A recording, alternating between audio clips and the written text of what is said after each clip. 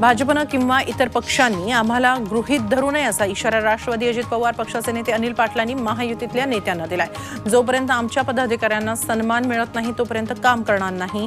भाजपनं आम्हाला गृहीत धरू नये असा इशारा पाटलांनी दिलाय। विरोधी पक्षनेते अंबादास दानवे चंद्रकांत खैरेंची भेट घेतली। खैरेंच्या उमेदवारीमुळे दानवे नाराज होते। त्यांना संभाजीनगरमधून लोकसभा लढवायची होती, त्यामुळे दानवेंच्या नाराजीचा फटका खैरेंना बसला असता। मात्र आता दानवेंनी स्वतः खैरेंची भेट घेतल्यामुळे दोघांमध्ये मनोमिलन झालंय हे स्पष्ट झालंय। मावळ शिंदेगडाचे खासदार श्रीरंग बारणे आणि मावळ अजित पवार गडाचे आमदार सुनील शेळके यांचीही दिलजमाई झाली आहे। मावळ लोकसभा महायुतीच्या उमेदवारीवरून शेळकेंनी बारणेंच्या उमेदवारीला विरोध केला होता, मात्र आज बारणेंनी शेळकेंच्या निवासस्थानी जाऊन त्यांची भेट घेतली। यावेळी शेळकेंच्या पत्नी सारिका शेळकेंनी बारणेंचं औक्षण केलं। केंद्रीय मंत्री भागवत कराड यांनी उपमुख्यमंत्री अजित पवारांची आज भेट घेतली। भागवत कराड हे छत्रपती संभाजीनगरमधून लोकसभेसाठी इच्छुक आहेत, मात्र या जागेवर शिवसेनेनं देखील दावा केलाय। त्यामुळे कराड सर्वपक्षीय नेत्यांच्या भेटीगाठी घेत आहेत, मात्र संभाजीनगरमधून कोणाला संधी मिळणार याकडे सगळ्यांचं लक्ष लागलंय।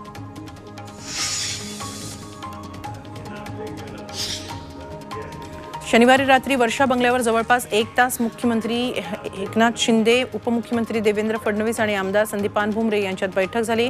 छत्रपती संभाजीनगर लोकसभा जागेसाठी बैठक होती। शिवसेना ठाकरे पक्षानं चंद्रकांत खैरेंची उमेदवारी जाहीर केली आहे। संभाजीनगरमधून भाजपकडून भागवत कराड इच्छुक आहेत, त्यामुळे उमेदवार कोण यावर खलबत झाली। महायुतीत खूप चांगलं चाललंय, खूप सामंजस्यानं 48 जागांचा प्रश्न आम्ही सोडवला। हे ज्यांना कळलं नसेल त्यांनी आमची चिंता करू नये असा हल्लाबोल मंत्री शंभूराज देसाईंनी केलाय। महायुती म्हणून मोदींचं काम घेऊन आपण लोकांसमोर जातोय, आपल्यात रुसवे फुगवे दुरावा अजिबात नाही असा प्रतिटोलाही त्यांनी उद्धव ठाकरेंना लगावला। माजी आमदार ओबीसी नेते प्रकाश शेंडगे अखेर सांगली लोकसभा आखाड्यात उतरले। सांगलीत त्यांची उमेदवारी जाहीर करण्यात आली। प्रकाश आंबेडकर यांनी देखील आपल्या उमेदवारीला पाठिंबा जाहीर केल्याचं शेंडगेंनी म्हटलंय। त्यांच्या उमेदवारीमुळे भाजप आणि शिवसेना ठाकरे गटाची डोकेदुखी वाढणार आहे।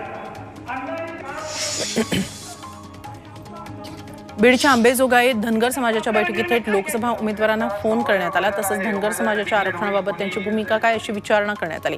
यावर आपण संसदेत पहिला प्रश्न धनगर समाजाचा मांडणार असल्याचं आश्वासन पंकजा मुंडेंनी दिलं। तसंच बजरंग सोनवणे यांनीही धनगर समाजाचे प्रश्न सोडवण्याची भूमिका मांडली।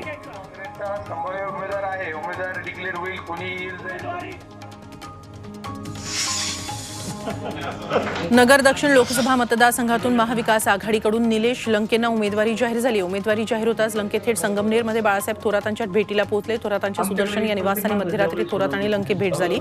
त्यानंतर दोघांमध्ये जवळपास 1.5 तास प्रदीर्घ चर्चा झाल्याची माहिती मिळते आहे। प्रकाश आंबेडकरांनी काँग्रेसला दिलेल्या ऑफरचा पुनरुच्चार केलाय। कोल्हापूर आणि नागपूरमध्ये वंचितनं काँग्रेसला पाठिंबा देऊ केला। वंचितची यादी जाहीर होण्यापूर्वी काँग्रेसने इतर 5 जागांचा प्रस्ताव पाठवावा असं आवाहन प्रकाश आंबेडकरांनी केलंय। त्याचप्रमाणे मवियात काही जागांवर मैत्रीपूर्ण लढतींची चर्चा सुरू असल्याचंही आंबेडकरांनी म्हटलंय। पुण्यातील खेडचे आमदार दिलीप मोहिते पाटलांच्या पुतणीच्या विवाहाला अमोल कोल्हेंनी हजेरी लावली। त्यावेळी घड्याळ गेलं, वेळ जुळली नाही, मात्र वधूवरांच्या सुखाची तुतारी वाचली पाहिजे अशा हटके शुभेच्छा कोल्हेंनी दिल्या। तर त्यांच्या या शुभेच्छा म्हणजे मंगल कार्यात वाचाळवीरासारखं बरळणं होतं अशी टीका आढळराव पाटलांनी केली। वेळात राष्ट्रवादी काँग्रेस पक्षाच्या आढावा बैठकीत राडा झाला। कार्यकर्त्यांमधील अंतर्गत वाद उफाळून आला आणि मदत आणि पुनर्वसन मंत्री अनिल पाटील यांच्यासमोरच कार्यकर्त्यांनी राडा केला।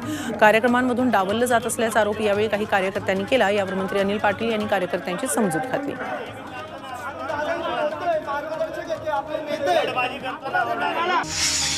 देशात हुकुमशाही येईल अशी भीती नाही, तर हुकुमशाही आल्यातच जमाय अशी टीका उद्धव ठाकरे यांनी केली। तसंच सगळे ठग हे भाजपात गेल्यामुळे आम्ही ठगमुक्त झालो अशी टीकाही उद्धव ठाकरेंनी केली। त्याविरुद्ध आपण सर्वांनी एक होण्याची कशी आवश्यकता।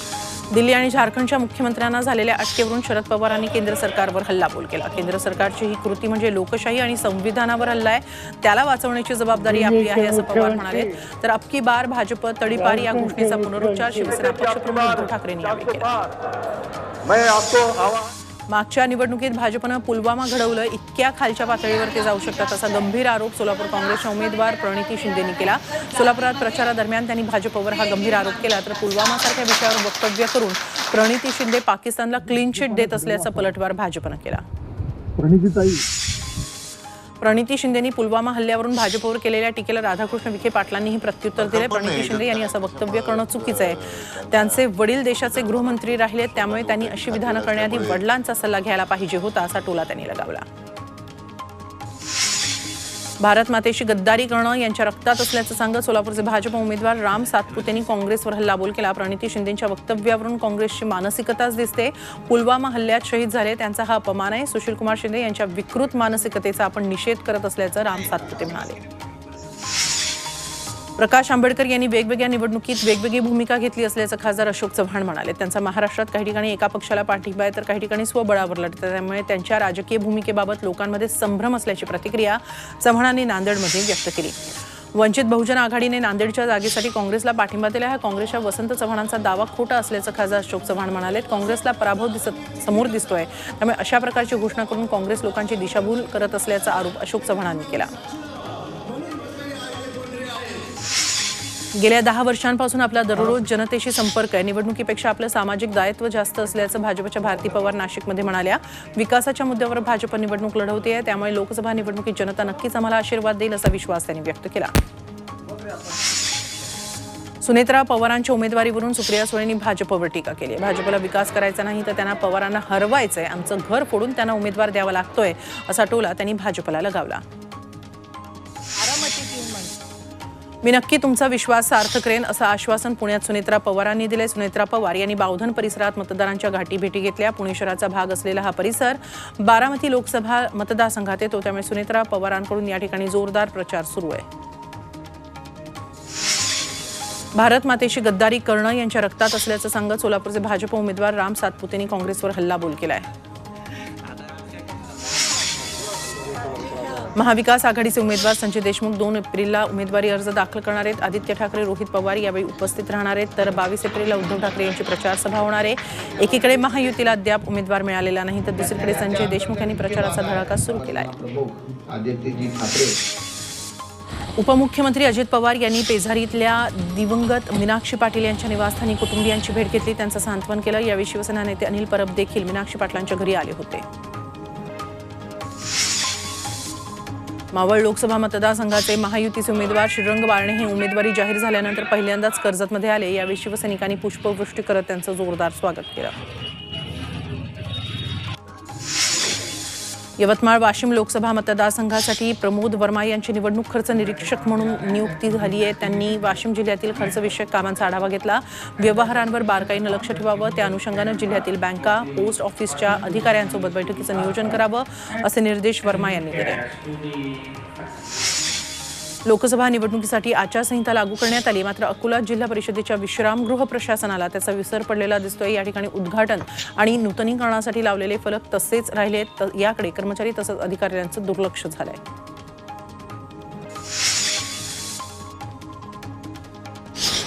लोकसभा निवडणुकीच्या अनुषंगानं वाशिम जिल्ह्याच्या सीमेवर 12 ठिकाणी चेकपोस्ट तयार करण्यात आलेत. वाशिम जिल्ह्यातील कारंजा तालुक्यातील धनस चेकपोस्टवर 36 लाखांची रोकड पकडली होती. त्यानंतर जिल्ह्यातील सर्व सीमांवर वाहनांची कसून तपासणी सुरू आहे. यात लग्न समारंभाच्या गाड्याही तपासल्या जात आहेत. उल्हासनगरमध्ये नागरिकांनी मध्यरात्री चक्क रस्त्यांवर झोपून आंदोलन केलं. महापालिकेनं भुयारी गटाराच्या कामासाठी भाटिया चौकातील रस्ता खोदून ठेवला. गेल्या 2 महिन्यांपासून हा रस्ता असाच खोदून ठेवलेला आहे. त्यामुळे संतप्त नागरिकांनी मध्यरात्री खोदलेल्या रस्त्यावरच झोपून आंदोलन केलं. आणि आता यांनी अकोला आर्णी या सिमेंट कॉन्क्रीटच्या महामार्गाची दुरवस्था झाली. रस्त्याला अनेक ठिकाणी तडे केलेत. राज्य रस्ते विकास महामंडळाकडून जिल्ह्यातील मुख्य राज्यमार्गांची नव्यानं उभारणी करण्यात आली होती, मात्र या रस्त्याची दुरवस्था झाल्यानं कामाच्या दर्जाबाबत प्रश्नचिन्ह निर्माण झालंय. राज्यातील काही भागात पुढील 2 दिवसात पावसाचा अंदाज हवामान विभागानं वर्तवलाय. मध्य महाराष्ट्र, मराठवाड्यासह विदर्भात पावसाची शक्यता आहे. विजांच्या कडकडाटासह वादळ आणि सोसाट्याच्या वाऱ्यासह पाऊस पडण्याची शक्यता आहे. एकीकडे उकाडा वाढत चाललाय, त्यात राज्यात पाणी टंचाईही जाणवू लागली. विशेषतः मराठवाड्यातल्या 8 पैकी 5 जिल्ह्यात पाणी टंचाई तीव्र झाली आहे. इथं तब्बल 647 गावांना 763 टँकरनं पाणी पुरवण्याची वेळ प्रशासनावर आली आहे. खरं तर 2020 पासून 3 वर्ष चांगला पाऊस झाला, मात्र मागच्या वर्षी पावसानं ओढ दिल्यानं पाणी संकट ओढवलंय.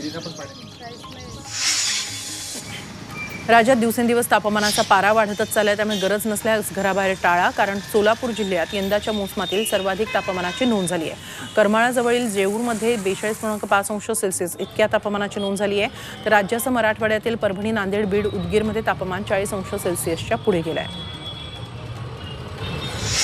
राज्यात एकीकडे 3 दिवस काही भागात अवकाळी पाऊस पडतोय, तर दुसरीकडे काही जिल्ह्यांमध्ये पुढचे 3 दिवस उष्णतेच्या लाटेचा अंदाज वर्तवण्यात आला. विशेषतः सोलापूर, धाराशिव, लातूर, नांदेड, चंद्रपूर, अकोला आणि यवतमाळ जिल्ह्यांमध्ये पुढचे 3 दिवस उष्णतेच्या लाटेचा येलो अलर्ट देण्यात आला आहे.